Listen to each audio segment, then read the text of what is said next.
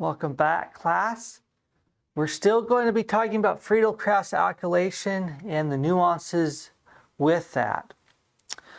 So let's remind ourselves, what do you get? What is the product when you take benzene and let's say you treat it with that alkyl halide that we've seen before? And obviously we're going to have our Lewis catalyst, okay, Lewis acid. What is the product? Remember from the last video? You would simply you'd put the two carbons, you'd do an alkylation, right? Now what if we did a reaction but we added a carbon? So we have two here, now we have three. What would you predict the product to be based off of what we have learned so far? And I would say the majority of you would say, hey, the product should be that. 1, 2, 3 carbons, 1, 2, 3 carbons. That's what you would expect based off of what I've been teaching you up to this point. But here's the nuance.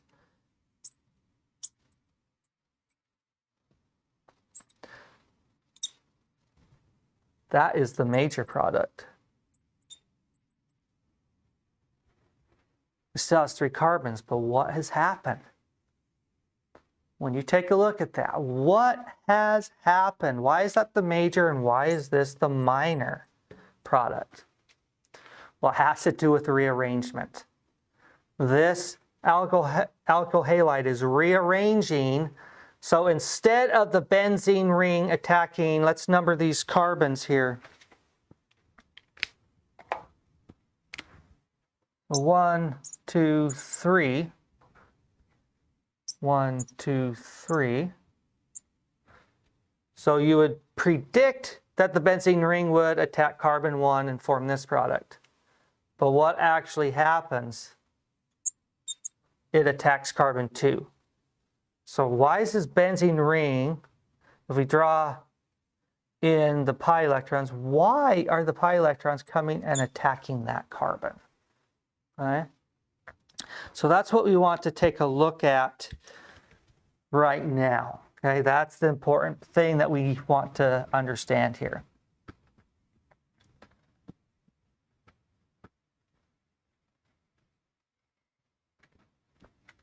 So I'm not going to show you the full mechanism. I'm just going to show you after the alkyl halide, the one with 3 carbons, after it has reacted with the catalyst. Okay. So at that point, and so that would be positively charged. And sorry, we want the one with 3 carbons. 1, 2, 3. There we go. So there's our 3 carbons. We're at that intermediate right there, okay?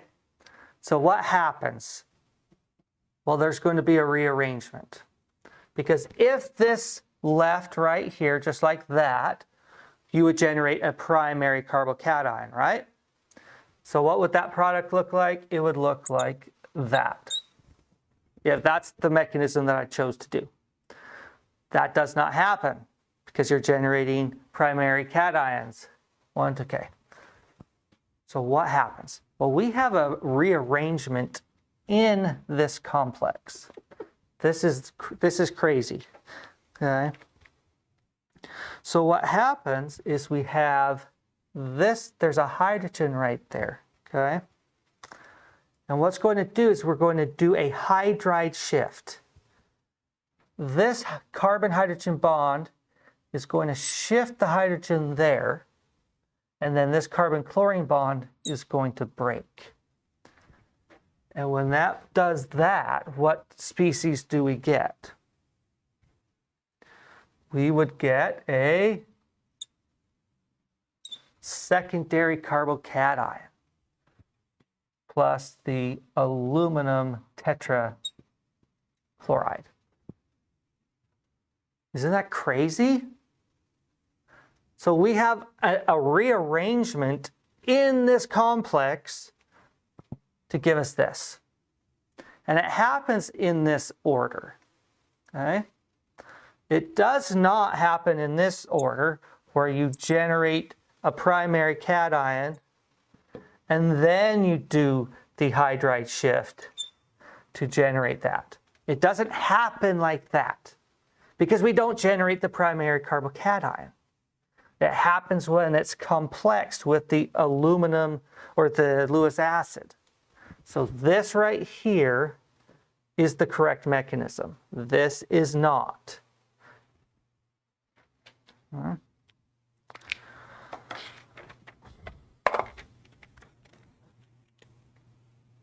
So now we are going to look at three, how do I want to say this, limitations of Friedel-Crafts alkylation.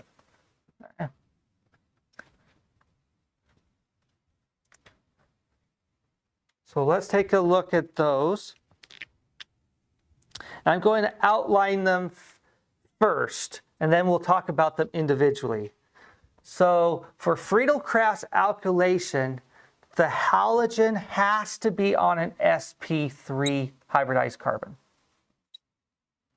The halogen has to be attached to a sp3 hybridized carbon. That's the first limitation. Second limitation is polyalkylation. Polyalkylation is where you're putting on more than one alkyl group. What if you only wanted to put one alkyl group? But when you do the reaction, you put on 2 or 3. So there's going to be a problem there.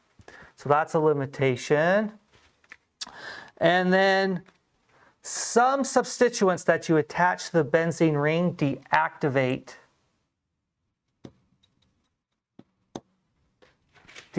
the ring. When I mean deactivate the ring, I mean deactivate the benzene ring. So the benzene ring doesn't react anymore, or it reduces its reactivity. So those are the 3 limitations of Friedel-Crafts alkylation. And now we're going to take some time to look at each one of those and discuss them in detail. Okay.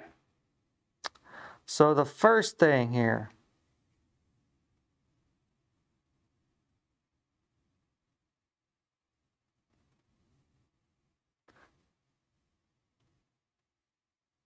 when we do a reaction, I'm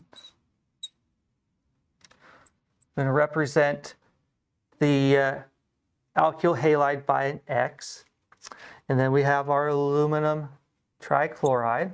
Right? If X is a molecule that looks like, let's say, this, can you do a Friedel-Crafts alkylation and get this product?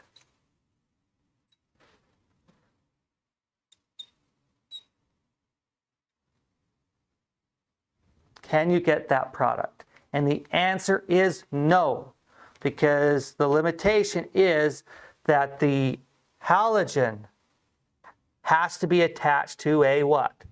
sp3 hybridized carbon. That carbon right there is sp2. So this reaction does not happen. Okay? So it's the same thing. What if we put a chlorine there? Does that reaction work? So this right here is X. So we can put this guy right in there. Can we get a reaction? No, that halogen is attached to an sp2. Really, really important that you remember that rule. Now, why is that a rule? Why is that happening? Well, it comes down to this concept called effective electronegativity. So let's talk about that for a second. What is this effective electronegativity? Well, we all know what electronegativity is. It's where one atom holds onto its electrons tighter than another, right? So if we look at carbon versus oxygen, oxygen's more electronegative, it holds onto its electrons tighter. But what happens when what you're comparing is all carbon? So let's say if we look at methane versus ethylene versus some kind of alkyne. do the electronegativities of these carbons change? And the answer is yes. And that's called effective electronegativity. What happens to the electronegativity when you go from an sp3 carbon to a sp2 carbon to a sp carbon? What happens to the electronegativity? Well, the electronegativity increases when you go from sp3 to sp. So this is more electronegative.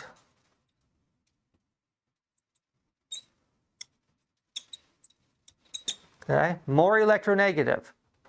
Now, why is this guy more electronegative? Well, an sp hybridized carbon has more s character. And so if we draw just a s orbital versus a p orbital, in an s orbital, there's more electrons closer to the nucleus. In the p orbital, the electrons are further away from the nucleus. And so when we compare these two, you could say the s orbital holds on to its electrons better than a p orbital. And so since the sp hybridized orbital has more s character than the sp3, it has a higher effective electronegativity. And so that's going to pose some problems when you try to put an alkyl halide on an sp2 hybridized carbon. So let me demonstrate what I mean by that. Okay, so if we have, so I want you to compare this alkyl halide, and when we treat it with the Lewis acid, we're eventually going to get what? A secondary carbocation, right? But what if you compare it to this? Now, this process that I'm going to draw right now does not happen, but I'm showing you it as if it did. If this did react the way we would expect it to, we would generate a vinyl cation. Now that cation does not form because it's so unstable. Why is it so unstable? Because when we look at this carbon, that's sp3, and that carbon right there is sp2. That sp2 character is what? More electronegative than the sp3. So when it gets to a positive charge,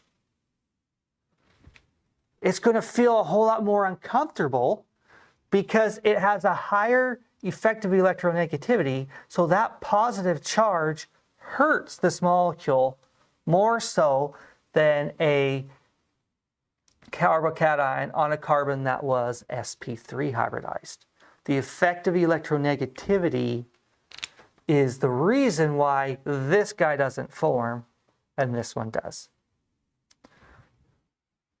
So never ever try to do a Friedel-Crafts alkylation reaction with the halogen attached to an sp2 hybridized carbon. It always has to be attached to an sp3. Always, always. So let's move on to the second limitation, and that's called polyalkylation. Polyalkylation is the process in which you take a benzene ring, treat it with the Friedel-Crafts alkylation reagents, and you get an alkylation event. But this molecule right here is in the same pot as all of this. So this molecule now can react again with the same reagents and do a second alkylation. And then this species can do a third alkylation. And it's really, really hard to stop just at this one. The problem that we face is it just keeps doing these others. And if we don't want these others, then our yield goes down and we get really unhappy. Now, why is this polyalkylation occurring? It all occurs because when you look at a alkyl group, let's say a methyl group, we have learned that what? Methyl groups are electron donating. So it's donating electron density into the ring. And when you're adding electron density into the ring, it's making it more reactive. There's more electrons in here to react. And so it's really hard to get this guy to stop reacting because the methyl group just puts more electrons in the benzene ring, and so it's going to react again. And so when we have groups that donate electron density into the ring, we call those activators.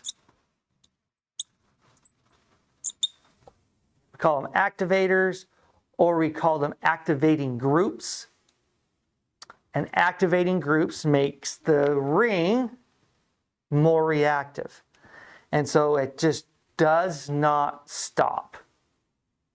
So that's one problem or one limitation with Friedel-Crafts alkylation is you have this issue that you have to deal with. Now, are there ways around this? There's other reactions that we're going to talk about that can help address this issue. But just speaking of alkylation, Friedel-Crafts alkylation, you have to be aware that this is going to happen. Now, the third thing is deactivation. So deactivation is when you have a group already attached, let's say a nitro group, and you go and attempt to do a Friedel-Crafts alkylation reaction. Okay? So you might expect, or what you're attempting to do is to stick a alkyl group on that ring, like that. Or let's put it up here so we can see it better. What if we want to put it there? That's the intent. But the nitro group right here prevents this reaction from occurring. It does not happen. And the reason why it does not happen is because the nitro group is electron withdrawing. It is sucking electron density out of the ring. And now that electron density is out of the ring, it doesn't react. So this reaction does not occur due to deactivation. Okay, and so when you have a group that is electron withdrawing, we call those groups deactivating groups. So the nitro group is a deactivating group. And generally speaking, groups that withdraw electron density from the ring is deactivating. And generally speaking, if you have groups that donate electron density into the ring, we call those activators. Now, I'm using my words carefully. I'm saying generally because as we progress, we are going to see some exceptions to what I just said. But generally speaking, that is true. So be aware of that. So the next reaction that we want to look at is called Friedel-Crafts acylation. So we've been discussing Friedel-Crafts alkylation, but now we're going to learn about Friedel-Crafts acylation. And remember the difference between an alkyl group and an acyl group? That's the difference. You just have that carbonyl. So that right there is a acyl group. So that's what we'll talk about next. So Friedel-Crafts acylation is where you take a benzene ring and you treat it with an acid chloride. And the R group can be variable. And you treat it with the same Lewis acid, and that's going to act as the catalyst. And you can see that we are taking this piece right there and attaching that piece right onto the benzene ring. Now, what's cool about the Friedel-Crafts acylation in comparison to the Friedel-Crafts alkylation is that in alkylation reactions, you can have the rearrangements. But in acylation, there are no rearrangements for you to worry about. Just that piece goes on. No worrying about, hey, does this rearrange or not? The mechanism of acylation is very, very similar. So if we take our acid chloride and treat it with our Lewis acid, okay, we see that it's going to react with the aluminum. Okay. And we're going to get this species.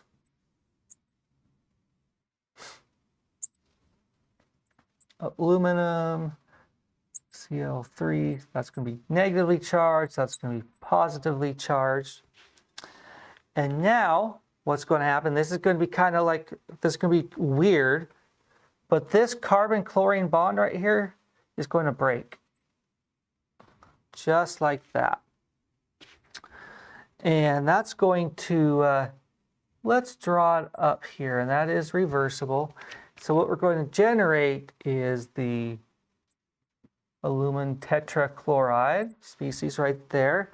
And then we're going to generate this species. Okay. That looks a little weird. You see how this species right here comes from right here? And that species right there is called the Acylation ion.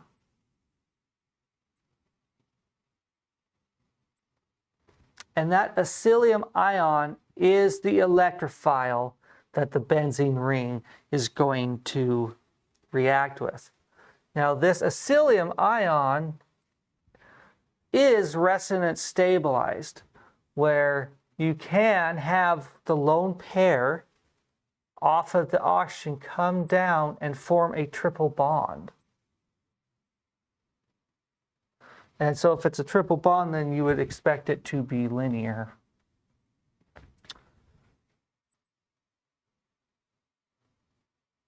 Carbon. Let's see here. We'll draw it like that. And now that oxygen, and you can't see it, darn it. So let's draw the resonance structure over here, shall we? So you would see it looking like this. Okay, it's resonance stabilized.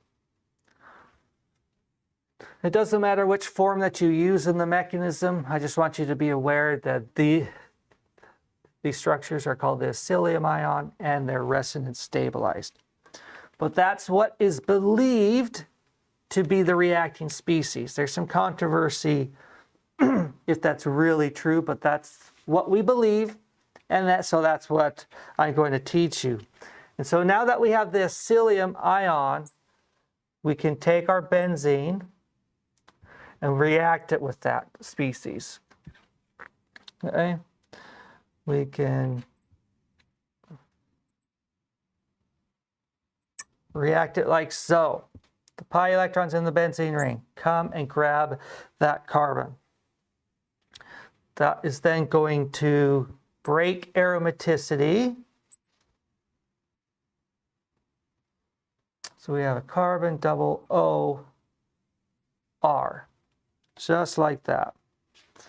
And then what's going to be left over, or what else is there to worry about? That there is in fact a positive charge on that ring. And we do have a hydrogen right there. But is that the hydrogen we need to rip off? No, it's this one. That's really, really important to understand which hydrogen to take off. And so we've already generated this. That's in the solution there. So we're now going to use that to rip off that proton. So let's go like that. So these chlorine aluminum bonds are going to come in and grab that proton. The electrons are going to donate down there. And then that's going to give us our product. So what would our product be? There. It goes right to our product. And that's the mechanism. Do you see how very similar it is? Like once you get to making the psyllium ion, it's just simple attack the electrophile, breaks aromaticity. We use the aluminum tetrachloride as a base to rip off the proton. It restores aromaticity and gives us our product. Really straightforward. Okay? So in the next problem, or next topic that I want to talk about is a synthesis problem. And take a look at that. So let's say this is our target that we want to synthesize. How would we approach this? Well, with every synthesis problem, just get into that mindset that the odds of you predicting the synthesis correct the first time is highly unlikely. It's a trial and error type of thing. So it's okay to not know what to do and just test things out and see what happens. So if I saw this and I'm like, hey, let's do a Friedel-Crafts alkylation. So I would maybe propose something like this. What if I did this reaction here? I'm like, yeah, that will work. That will get me my target compound because I have 1, 2, 3, 4, 5, 6 carbons. 1, 2, 3, 4, 5, 6 carbons. I'm like, yeah, that's going to work. But then when I think about it a little bit more, what do I have here? I have a primary alkyl halide. And that primary alkyl halide has more than 2 carbons. So I know there's going to be a rearrangement here. And so what product would we actually form? Be something more like this. 1, 2, 3, 4, 5, 6. It'll be like that. And that's not the target compound. So I'm like, okay, scratch that idea. Let's try something else. But it was a good first try because after I write it down, then I take a step back and like, okay, what are all the rules that I've been taught? And I would hope that all of us would look at this and be like, hey, primary alkyl halides, they can rearrange. So we need to see what's going on here. But what if I did this? And this is the amazing thing about Friedel-Crafts acylation is the fact that there's no rearrangement. So what if I did something like this?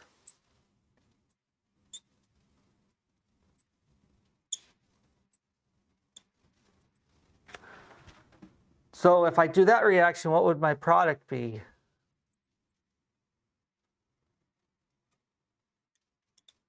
Making sure I have 6 carbons. 1, 2, 3, 4, 5, 6. 1, 2, 3, 4, 5, 6. Okay. That will definitely form that product, but is that my target? No, it's not. But here's the thing about organic chemistry. We can't be so one-track minded or thinking a reaction or thinking a target can only be synthesized by one reaction. We can do this in multiple reactions. So once we form this product, we can then do a second reaction where we treat it with a zinc amalgam mixture, so zinc and mercury amalgam. And then we add in some HCl and some heat. And then that will reduce the double bond O into our target. So that is going to go boom into our target. And this reaction right here is called a Clemmensen. Let's see if I spelled that right. A Clemmensen reduction. Isn't that so cool? We have to think outside the box a little bit. And now we've got our product. So it took 2 reactions to do it, but we were able to do it. Because if we try to do it this way, our yield would be crappy. So I think that's the fun part about organic chemistry. There's multiple ways to do things, and there's workarounds when you are faced with a problem. All right?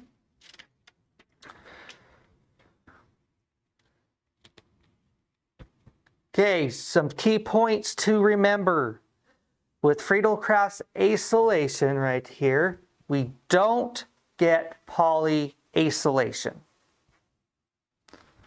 So why don't we get polyacylation?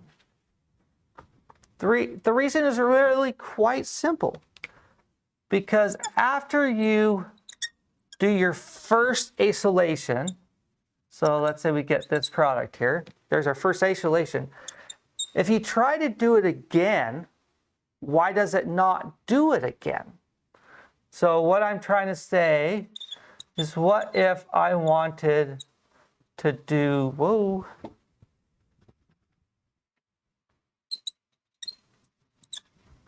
You can't see the R groups there. So let's, R groups, okay. So what if I wanted to do this? Well, it's not going to happen.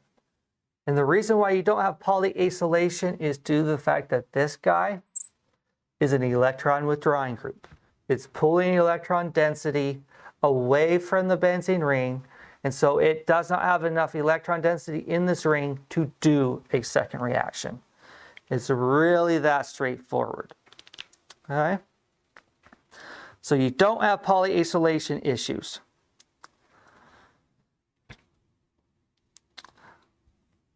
Now, the next thing that we want to look at is when we have a benzene derivative, so a benzene ring with a group already attached, how does that affect the reactivity of that substituted benzene ring?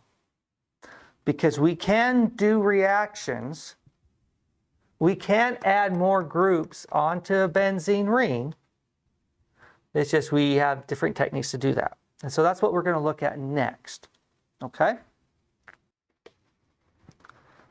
Now when you look at this reaction where you have a alkyl group attached to the benzene ring, and then you are attempting to do a nitration, what is the product going to be?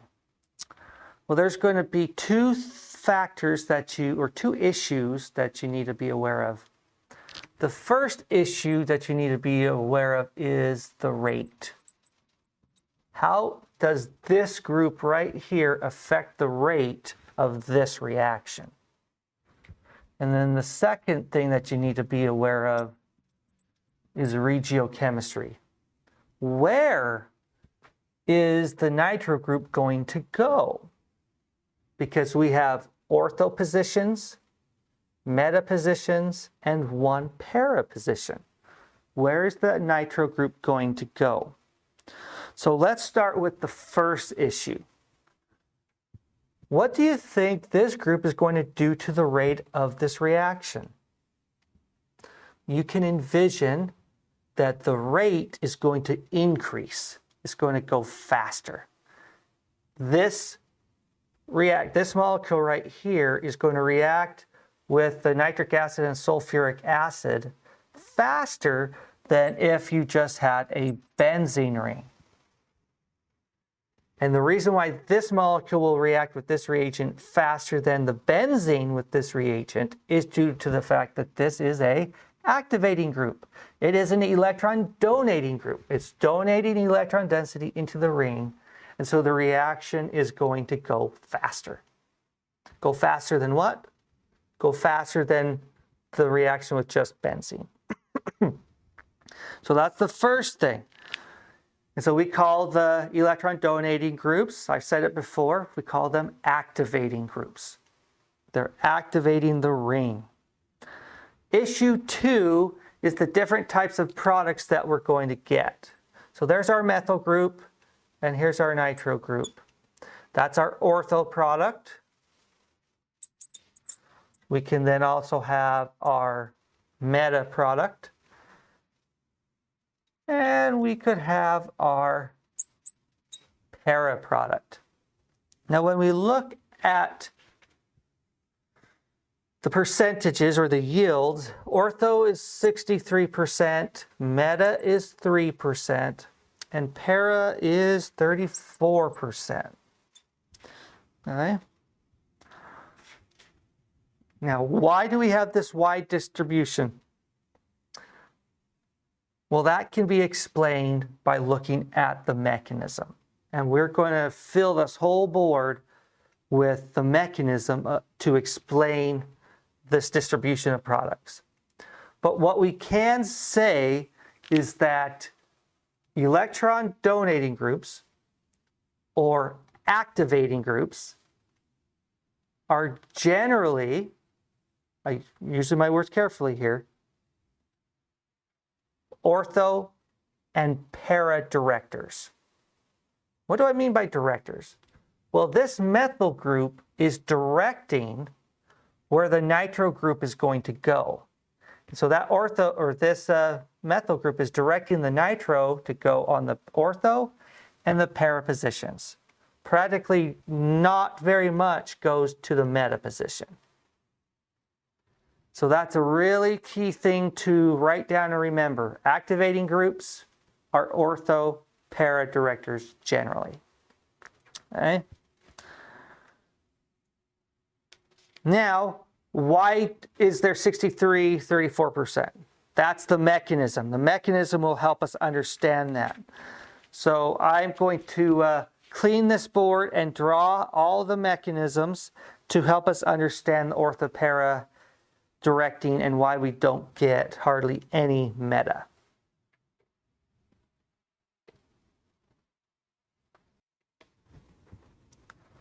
So what all of this on the board is going to help us understand is to describe the reason why we have like 60+% for the ortho position and 34% for the para position, but only 3% for the meta product. And the reason has to do with the mechanism. So let's take a look at it. So the benzene or the toluene is going to react with the nitronium ion to give us this carbocation. Now we can see here that we have resonance structures. So let's draw the arrows to show you the resonance structure. So that brings the carbocation to here. And then we could take the pi electrons here and go like that to give us this one.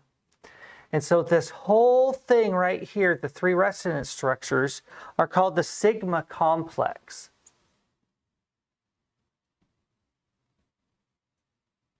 So these in the brackets is a sigma complex, and in the blue brackets are a sigma complex.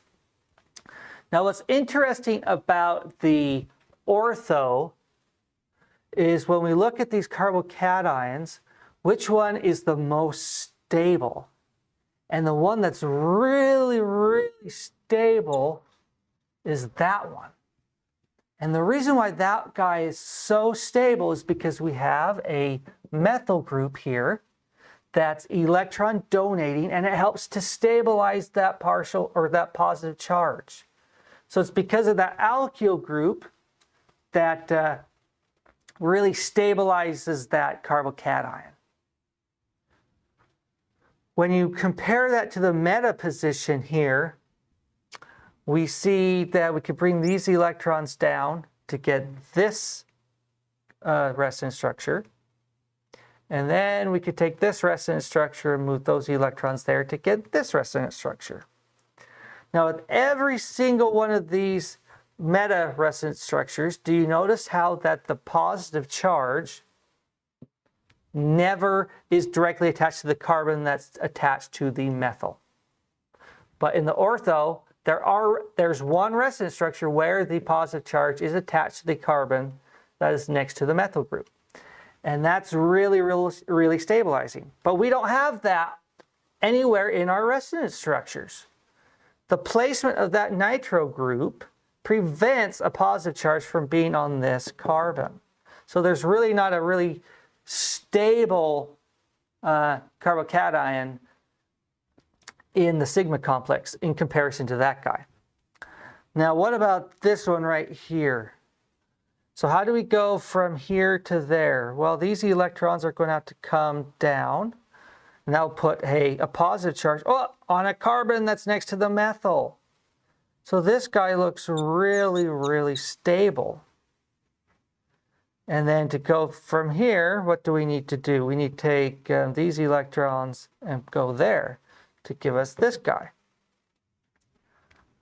And so based off of looking at the resonance structures, what I am trying to portray to you guys is that it's ortho and para directing because of these two resonance structures. They're so much more stable than all of these. And so that is why we are going to get, what was the ratio? This was, the ortho one was 63%, and the para one was what, 34%? But the meta one was 3%, so basically doesn't form.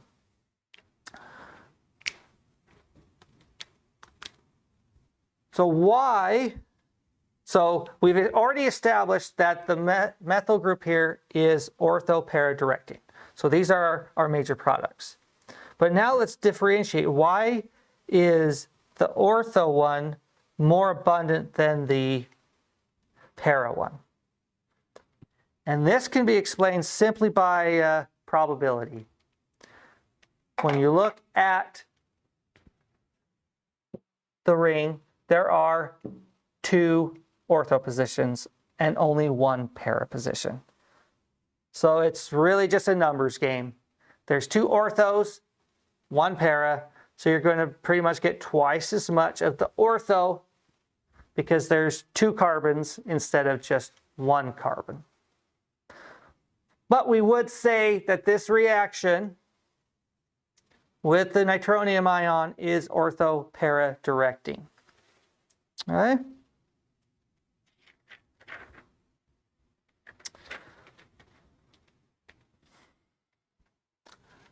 This is where I'm going to stop for today because I am out of time.